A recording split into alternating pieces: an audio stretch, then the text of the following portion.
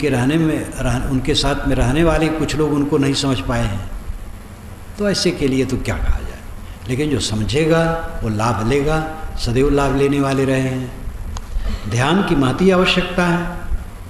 प्रश्नकर्ता ने कहा आप ध्यान बताते हो, ध्यान कराते हैं, कितने लोग कहते सत्संग करो बेड़ा पार हो जाएगा, तो वो समझते नहीं। सत्संग जरूरी है लेकिन ध्यान की महती आवश्यकता है। ध्यान ही में तो अंतिम पूर्णता है। ध्यान का असली स्वरूप है स्वरूप स्मरण और स्वरूप शांत। पहले तो स्वरूप स्मरण, अपने स्वरूप को समझना, मैं अजर अमर अखंड शुद्ध बुद्ध निर्मल अकेला अद्वितीय केवल हूँ, इस भावाकार वृत्त में खूब मन को मांझना और फिर कुछ न सोचना, बस कुछ न सोचा अपने आप शांत है। तो ये ध्यान है। लेकिन सत्संग तो द्वार है ही।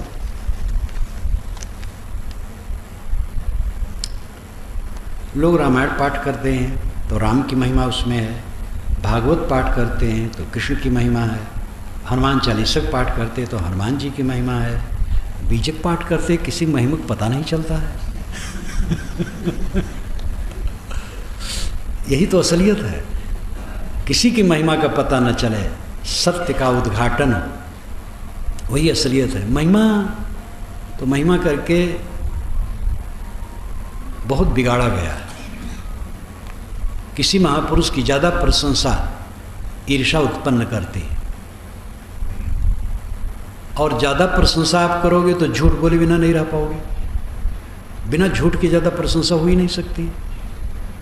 मैं संत से मिलने गया था तो भाई संत में क्या विशेषता है, बड़े अच्छे हैं, शीलवान हैं, वैरागवान हैं, शांत आत्मा हैं। तो आम लोगों को लगता है तो कोई खास बात नहीं, और कुछ सिद्धि कुछ है। अगर कहो अरे बाबा तो ऐसे हैं, हमारे लड़के का आँख नहीं थी, उन्होंने आशीर्वाद दे दिया, आँख आ गई। अमुक आदमी को पुत्र नहीं था, उन्होंने आशीर्वाद दिया, पुत्र हो गया। और फिर ये सब कहो तो हाँ महात्मा बड़े, क्योंकि इसी का प्रचार धार्मिकों ने ज़्यादा किया है। 2 नंबर का प्रचार धार्मिकों ने खूब किया। चमत्कार जितना है 2 नंबर का जालसाजी, और इसमें धर्म का विनाश हुआ है, सत्य का लोप हुआ है, कर्तव्य निष्ठा छूटी है, आदमी की आदमियत खत्म हुई है, मनुष्य की मनुष्यता खत्म हुई है, काल्पनिक देवता बड़ा हुआ और यथार्थ मनुष्य तुच्छ हो गया। एक मिट्टी की पिंडी के सामने एक सचैतन्य मनुष्य रो रहा है, गिड़गिड़ा रहा है, महाराज पुत्र दो, धन दो। सोच नहीं रहा, जो मिट्टी की पिंडी अपने ऊपर बैठी मक्खी नहीं हाँक सकती है, उसके सामने वह गिड़गिड़ा रहा है जो चैतन्य है। क्या ये कोई भक्ति है? ये कोई समझ नहीं। ऋषियों ने ऐसा नहीं कहा, उत्तिष्ठत जागृत प्राप्त बरानी बोधत, उठो जागो, महान पुरुष के पास जाओ, बोध प्राप्त करो। कर बहियाँ बला अपनी छाड़ वीरानी आस, जाके आंगन नदिया बह सुख स्मरे पियास। साहब कहते हैं धार्मिकों ने मनुष्य की मनुष्यता को मर्दित कर दिया, रगड़ दिया। हम तुच्छ, हम जीव तुच्छ, किंचज्ञ हैं, अल्पज्ञ हैं, हीन है, दीन है। ज्ञान का सागर ईश्वर है, हम तो तुच्छ हैं। ईश्वर ने कभी आके कहा कि मैं ज्ञान का सागर हूं, तुम लोग तुच्छ हो? वेदों को किसने बनाया? दुनिया के समस्त शास्त्रों की रचना किसने की है? ज्ञान विज्ञान का विकास किसने किया है? सारे यंत्रों का विकास किसने किया है? जहाँ तक ज्ञान विज्ञान है किसी क्षेत्र का, चाहे वो नाचना गाना हो, कला हो, जो भी हो, किसने किया है? मनुष्य ने किया है। और मनुष्य को कहा जाता है वो तुच्छ है। ईश्वर भी कल्पना मनुष्य ने की है, ईश्वर की कल्पना मनुष्य ने की है। सारे देवताओं का सृजन मनुष्य ने किया है। सारे ज्ञान विज्ञान का स्रोत मनुष्य है, और मनुष्य को कहा जाता है तुच्छ। और जो मनुष्य की कल्पना का विषय है उसको कहा जाता है वो ज्ञान का आधार है। कितना उल्टा है, कितनी आत्महत्या है। उपनिषद के ऋषियों को ये पसंद नहीं था। वे कहते हैं, जो कहता है देवता अलग है मैं अलग हूँ, वो देवताओं का पशु।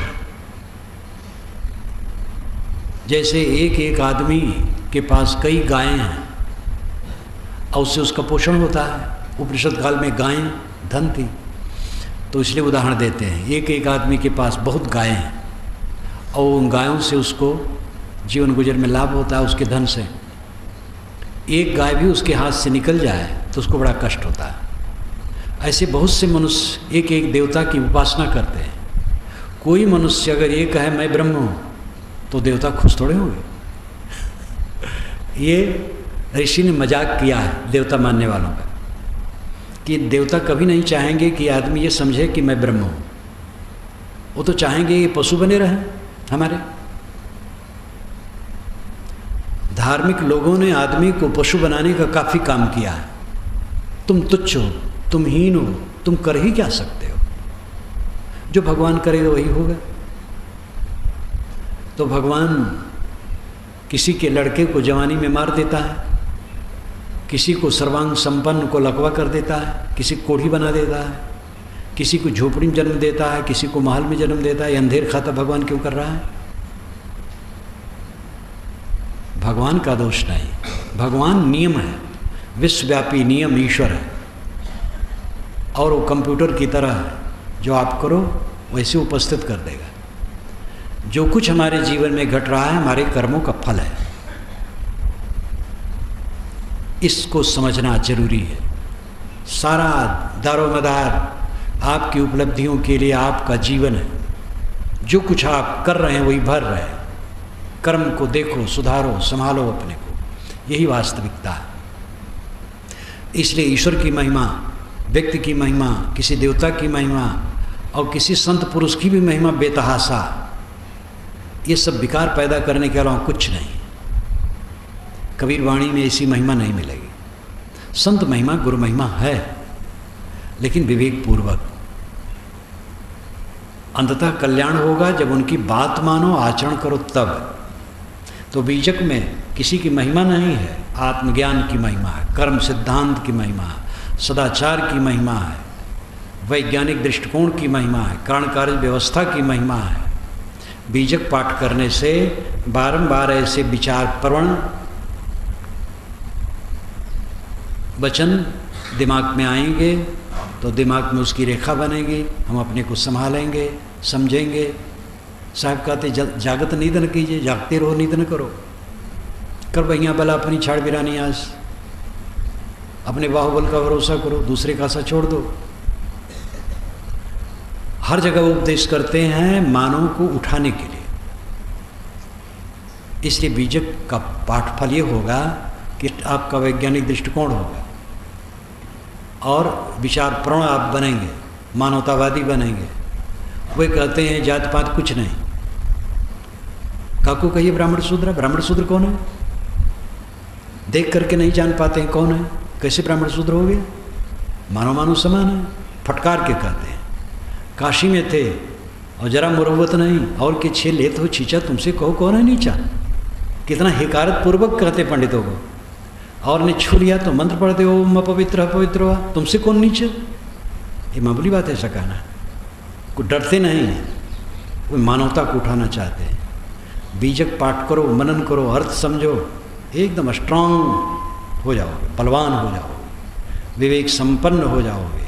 महिमा से लाभ नहीं है, विवेक से लाभ है। ध्यान कौन किसका करता है? ध्यान करने वाला स्वयं ध्यानी, वो सोचे किसका करता है। कौन कौन किसका किसका ध्यान करता हो जाने। कोई अपने गुरु कर सकता है, किसी संत का कर सकता है, और किसी के मन में मोह आया तो अपने प्रिय का ध्यान कर सकता है। तो स्वयं ध्यान दे कि किसका करता है। इसलिए ध्यान को स्वयं समझो। इसको मैं कैसे जानूं कि कौन किसका ध्यान करता है?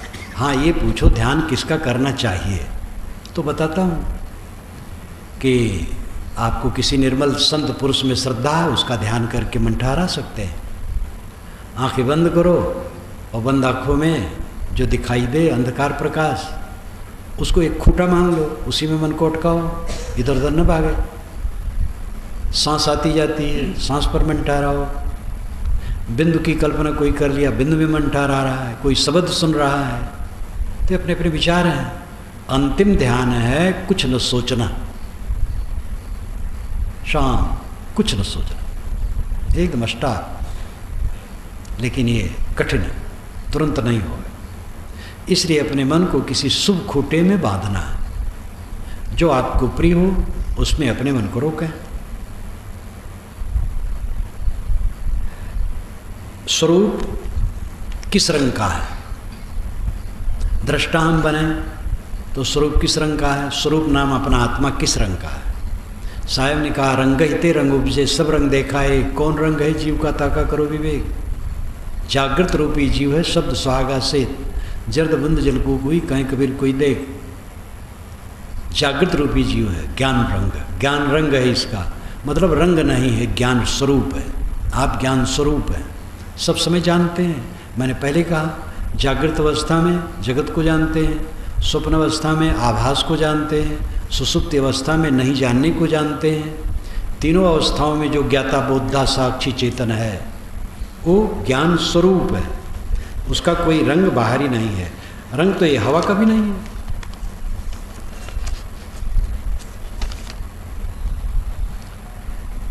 कृपया ध्यान के पारलौकिक संबंध को और स्पष्ट करें।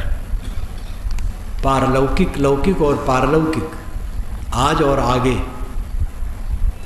आज ध्यान का फल है क्लेश रहित मन हो जाना, और आगे उसका फल है सदैव के लिए क्लेश रहित हो जाना। पारलौकिक शब्द है अगले जन्म के लिए। संप्रदायों में ये कल्पना की गई है कि एक लोक है जहाँ पर स्वर्ग है, और एक लोक है जहाँ नरक है। पाप करने वाले नरक में जाते, पुण्य करने वाले स्वर्ग में जाते हैं। जो अच्छा कर्म करेंगे स्वर्ग में जाएंगे। वेद जो सबसे पुराने ग्रंथ है उसमें यह है, स्वर्गलोक है, और वहाँ पर सारी इच्छित भोग मिलते हैं। और वहाँ पर आदमी काम भोग में रात दिन लगा रहा है तो भी एड्स की बीमारी नहीं होगी। एड्स नाम भर नहीं है, लक्षण सब है, मैंने वेद में लिखा है। तो ये प्रलोभन दिया गया है। लेकिन ऐसा कहीं स्वर्ग नहीं है और न कहीं नरक है। लेकिन स्वर्ग नरक का अस्तित्व है। वो तो रूपक में स्थूल बुद्धि वालों को समझाया है। मन की मलिनता नरक है, मन की पवित्रता स्वर्ग है। बाहर रूप में भी हर प्रकार से दुखी रहना संकट का घर है, संपन्नता रहना सुख है। लेकिन वो बड़ा महत्व का नहीं है। खाना पीना तो चाहिए सबको, बहुत ऐश्वर्य नहीं, उसकी ज़रूरत नहीं है। भोजन मिले, कपड़े मिले, निवास मिले, बहुत है। और मन निर्मल है, फिर स्वर्ग है। इसलिए स्वर्ग के अधिकारी मानव मात्र हैं। महल और झोपड़ी वाले सब, कोई भी हो, पेट भर भोजन मिल जाए, तन भर कपड़े मिल जाए, सोने की जगह मिल जाए, और मन निर्मल रहे, बस परमानंद है। स्वर्ग मन की निर्मलता है, नरक मन की मलिनता है। परलोक कोई ऐसा नहीं है कि यहाँ से वहाँ ट्रांसफ़र होता है। स्वर्ग की कल्पना की गई कि स्वर्ग में जाते हैं तो अपने पुण्य कर्म के फल जब भोग लेते हैं तो फिर से मृतलोक में आ जाते हैं। छिड़े पुड़े मृतलोके विसन।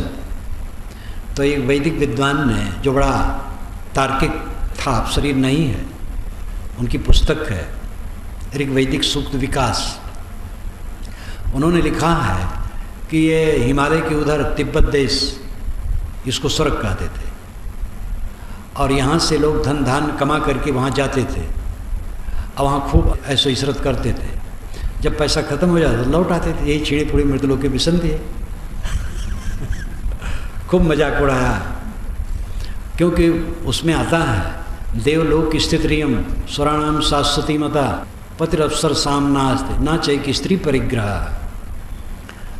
तो देवताओं का ये मत है, देवलोक की ही रीति है कि किसी अप्सरा का कोई पति नहीं होता है, और कोई देवता किसी स्त्री का पाणी ग्रहण नहीं करता, सब छुट्टा रहते हैं जैसे जानवर।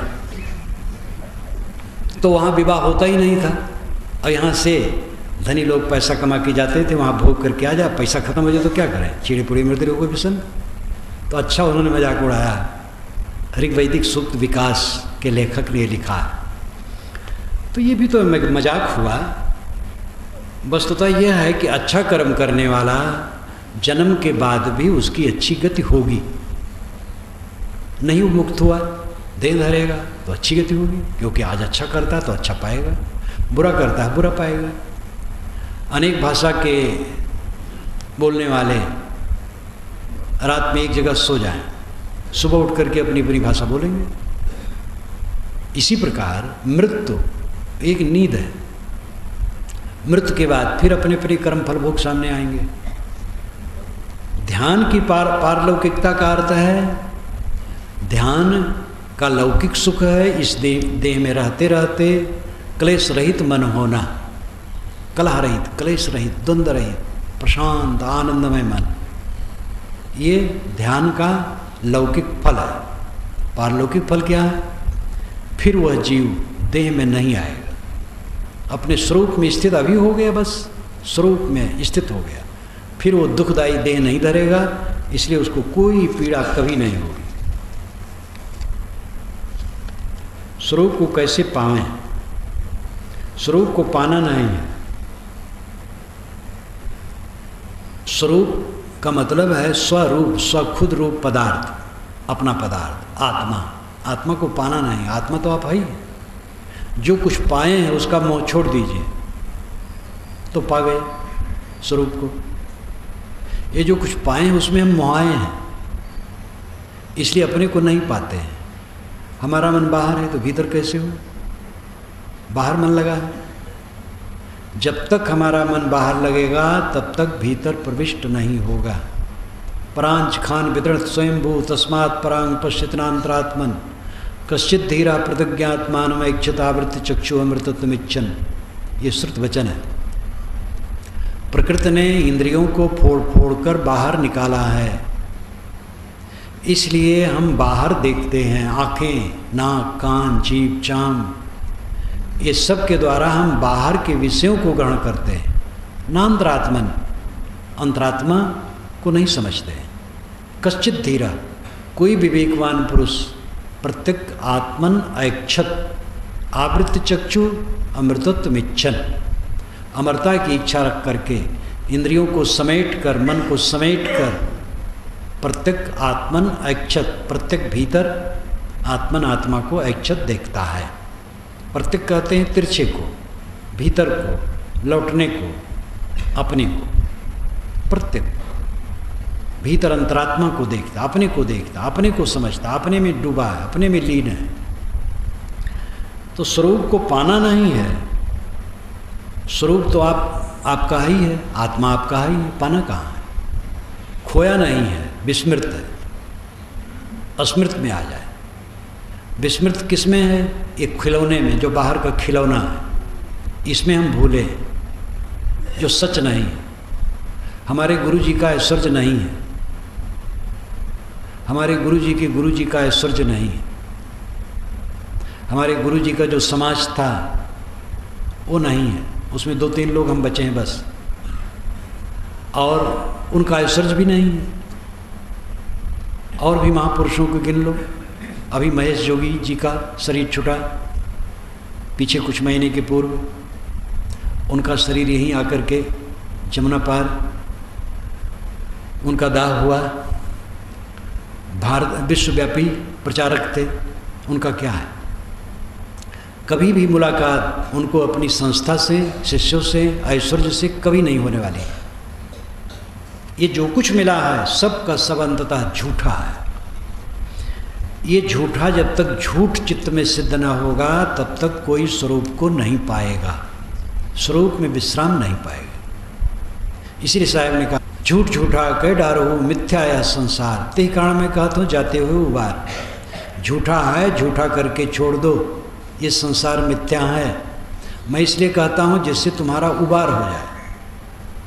दूसरा पक्ष है, शरीर है, भोजन चाहिए, कपड़े चाहिए, आवास चाहिए, साथी बराती है, उनकी सेवा चाहिए। ये शरीर जब तक है इसका व्यवहार करना होगा। ये व्यवहार भी करो और झूठ भी समझो, तब बेड़ा पार होगा। हम एक ही बात को समझते हैं, व्यवहार, जो क्षणिक सच है, परमार्थ, उसको समझती नहीं है। स्वरूप को पाना नहीं है, नित्य प्राप्त है, मोह हटाना है। बाहर का मोह हट गया, अपने आप शेष। इस पर जितना कहा जाए सोचा जाए कम है। सबका एक प्राण है तो कर्म एक जैसा क्यों नहीं? एक प्राण का उनका शायद अर्थ होगा एक प्रकार से आत्मा है, तो सब में एक प्रकार का आत्मा है, तो सबके कर्म एक किस्म क्यों नहीं? क्योंकि सभी आत्माएं स्वतंत्र हैं, और स्वतंत्रता का मतलब ही है कि वो अच्छा कर सकता है, बुरा कर सकता है। अगर वो केवल अच्छा कर सकता, बुरा नहीं कर सकता है, तो भी स्वतंत्रता का अर्थ नहीं हुआ। केवल बुरा कर सकता है, अच्छा नहीं कर सकता है, तो भी स्वतंत्रता का अर्थ नहीं हुआ। लोग कहते हैं जब आत्मा ज्ञान स्वरूप है तो गलत क्यों करता है? ज्ञान स्वरूप है लेकिन स्वतंत्र है, समझ जैसी होती वैसा करता है। ये दीवार कुछ करती है? दीवार में क्रिया है, इसमें परिवर्तन निरंतर है।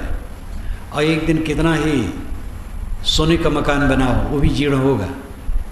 हर पदार्थ में निरंतर परिवर्तन है। परिवर्तन अलग विषय है, लेकिन करना, समझ बूझ करके कुछ करना जड़ पदार्थ नहीं करते, चेतन करता है।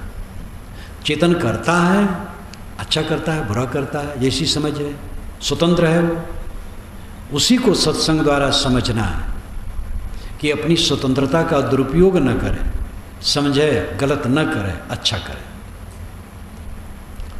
तो एक ही समान आत्मा सब में है, फिर बुरे कर्म लोग क्यों करते हैं? और भी बल्कि ये प्रश्न करना चाहिए कि जब आत्मा मौलिक रूप में शुद्ध बुद्ध है तो गलत क्यों कर डालता है? क्योंकि अनादिकाल की भ्रांति है। तम्बाकू खाने वाले सब समझते तम्बाकू खाना गलत है, लेकिन आदत पड़ गई है, उस भ्रम को छोड़ नहीं पाते। जब दृढ़ हो तो छूट जाएगा। आप ये पक्का समझें कि आप देह नहीं, आत्मा। आत्मा चेतन, जीव, रूह, सोल, और उसी को परमात्मा ब्रह्म ईश्वर भी कहा जाता है। उपदृष्टानुमंता चा भर्ता भोक्ता महेश्वर परमात्मेति चाप्युक्तो देहि अस्मिन् पुरुषा परा, ये गीता में आता है। उपदृष्टा, निकट बैठ करके देखने वाला, ये आत्मा हर क्रिया को निकट बैठ करके देखता है। अनुमंता, राय देता है, प्रेरणा देता है। उपदृष्टानुमंता चा भर्ता, भरण पोषण करने वाला, भोक्ता, सुख दुख भोगने वाला, महेश्वर, महान ईश्वर, परमात्मे। इतना ही नहीं, परमात्मा भी कौन है? देहे अस्मिन् पुरुष परः, अस्मिन् देहे, इस देह में रहने वाला जो परपुरुष है। पर क्यों है? क्योंकि शरीर जड़ है, जड़ से जो पर है वो चेतन है। तो इस शरीर में रहने वाला जो पर पुरुष है, चेतन पुरुष है, वही परमात्मा है, वही ईश्वर है, वही दृष्टा है, वही भर्ता है, वही भोक्ता है, वही प्रेरिता है। तो जो देख रहा है, जान रहा है, समझ रहा है, वो आप ही है। आप ही परमात्मा है, आप ही आत्मा है। आपसे अलग कोई परमात्मा मिलने वाला आपको नहीं है। जो परमात्मा के दर्शन के ठेकेदार हैं वो धोखा देते हैं। दर्शन रूप का होता है, रूप एक विषय है। वेद शास्त्रों में कहीं नहीं कहा गया परमात्मा के दर्शन होते हैं, आत्म साक्षात्कार की बात कही गई। तो इसलिए आत्मा को देखना नहीं, पाना नहीं, समझना है। आप खुद आत्मा हैं, अपने को समझिए। और जहाँ तक हम बाहर उलझे हैं, अपने से अपने को खोए, बाहर की उलझन मिट गई, अपने को पा गए। कुल मिला करके लोभ छोड़े बिना कोई परमात्मा को नहीं पाएगा। ये सादी भाषा है। लोभ छोड़ दो, लालच छोड़ दो, परमात्मा को पा जाओ। लोभ लालच बाहर जो चक्कर मकर है, जो रहने वाला नहीं है, किसी का रहा नहीं है, झूठ, एकदम झूठ। लगता नहीं कि झूठ है, झूठ होके रहेगा। सबका झूठ हुआ, किसी को बचा नहीं।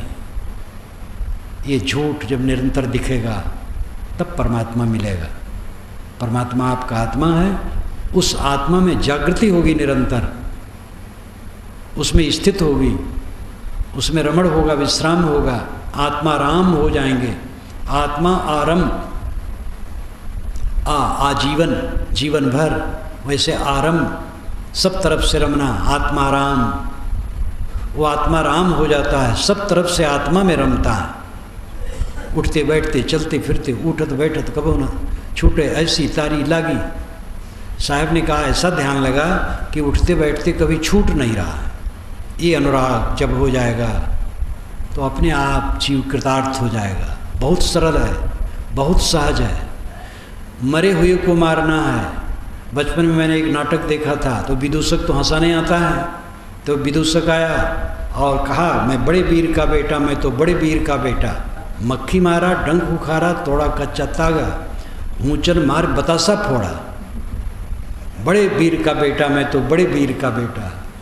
एक ने कहा, दूसरा विदूषक आया, मैंने हजारों मरे हुए आदमियों के पैर काट डाले, इतना मैं वीर हूँ। तो ये उदाहरण है। मरे हुए को हमें मारना है। ये काम क्रोध लोग वो मरे हैं, मृत है, कुछ नहीं इनमें दम, अंधकार है। जितनी मोह ममता है सब मरी हुई है। हमारे मन के विकार सब मरे हुए हैं। ये हमारे भ्रम से बलवान दिखते हैं। हमारा भ्रम मिट जाए, ये कुछ नहीं है। घोर अंधकार किसी गुफा में है, हजारों वर्षों का। गुफा बनती है हजारों वर्षों में, तत्काल नहीं बनती। भूगर्भ शास्त्री कहते हैं कि जो पृथ्वी का सबसे ऊंचा पर्वत हिमालय है, यहाँ समुद्र था और वो बन गया, इतना बड़ा बन गया। और उसी का झोंका ये है, हमारा उत्तर प्रदेश इसमें समुद्र ही था, इसलिए कहीं पत्थर नहीं मिलता। और यहीं जमुना के पार जाओ पत्थर, वो बहुत पुरानी ज़मीन है। फिर तो दक्षिण भारत तक चला गया वैसा। तो जो पर्वत बनते हैं वो धीरे धीरे बनते हैं, और गुफाएं हजारों वर्षों में निर्मित होती हैं और फिर हजारों वर्ष रहती हैं। कोई गुफा ऐसी बन गई जहाँ सूरज की किरण नहीं पहुँच सकती है, तो वहाँ हजारों वर्षों से अंधकार सुरक्षित है। लेकिन प्रकाश जलाओ तो तुरंत खत्म होगा। वो 1000 वर्षों का है, इसलिए प्रकाश जलाओ तो कम से कम 2-4 दिन लगे प्रकाश होने में, ऐसी बात नहीं, तुरंत प्रकाश होगा। तो ऐसे हमारा अज्ञान, हमारा मोह भले पुराना है, विवेक से, विवेक ज्ञान से वो सब मिटेगा। परिश्रम करना चाहिए। सभी साधक वीर बने, अपने मोह को छीण करें, मन के मोह को, और आत्मज्ञानी बने, आत्मलीन बने, आत्मसंतुष्ट बने, जो जीवन का फल है। प्रश्न आप लोगों को कुछ हो तो आगे भी लिख सकते हैं। उत्तर प्रदेश, छत्तीसगढ़, बिहार, कहीं भी रहूं तो सुबह के टाइम में जो 11 से 12 में बोला करता हूं सुबह, कहीं भी कार्यक्रम में सुबह, तो उसमें मैं प्रश्नों को उत्तर देता था। लेकिन सभाएं बड़ी बड़ी होने लग गईं, इसलिए उसको बंद कर दिया सभाओं में। करीब 25 वर्षों से सभा में प्रश्न बंद कर दिया। अब की बार मिथिला गया था तो हमारे स्थानीय महंत जी जो यहीं बैठे हैं, इन्होंने खूब लंबा प्रश्न रखा था, 15-15 प्रश्न, और सभा में कहता था। तो सभा में प्रश्न करना बंद कर दिया, क्योंकि सभा में ऐसे भी प्रश्न आते थे कि रावण के नानी के नानक क्या नाम था, तो हमें क्या पता।